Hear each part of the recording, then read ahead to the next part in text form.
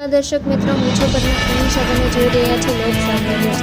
તો જોઈએ આજના સમાચાર ગાંધીનગરથી અમારા રિપોર્ટર નારાયણભાઈ પંચાલ સાથે. ગુજરાતના પાટનગર ગાંધીનગર જિલ્લાના માણસા તાલુકાના બાલવા ગામમાં આવેલ સ્વામી હરિહરાનંદજી આશ્રમનો આધ્યાત્મિક વારસો આજે પણ ભાવિકોને પ્રેરણા આપી રહ્યો છે. વર્ષ 1967માં વડોદરા જિલ્લાના સેવાસી ગામના આશ્રમના બ્રહ્મલીન સ્વામી ગણેશાનંદજીના શિષ્ય સ્વામી હરિહરાનંદજીએ બાલવા ગામે પધારી ગામના છેવાડે મહાકાળી માતાજીના મંદિર સામે ગ્રામજનોના સહકારથી એક નાનકડા આશ્રમની સ્થાપના કરી હતી. તેમની જ્ઞાનવાણી અને ભક્તિના સંદેશથી સમગ્ર વિસ્તાર ભક્તિમય બની ગયો હતો.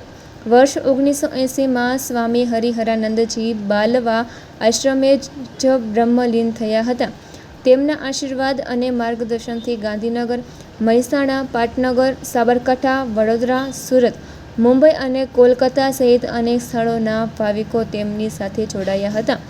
બાલવા તથા ચરાડા સહિતના અનેક ગામોના સેવકો વર્ષોથી તેમની સેવા અને સાધનામાં જોડાયેલા રહ્યા છે. આજે પણ આશ્રમમાં પૂજારી દિલીપગીરીજી સહિત અનેક સેવાભાવી ભક્તો આ આધ્યાત્મિક પરંપરાને જીવંત રાખી રહ્યા છે. સ્વામી હરિહરાનંદજી આશ્રમ ખાતે પણ શ્રદ્ધા, સેવા અને સનાતન સંસ્કૃતિનો પ્રેરણાદાયી કેન્દ્ર બનીને અસંખ્ય ભાવિકોને આધ્યાત્મિક માર્ગ આગળ વધવા પ્રેરિત કરી રહ્યો છે. તો ફરી મળીશું એક નવા સમાચાર સાથે. ત્યાર સુધી જોતા રહો લોક સામના ન્યૂઝ.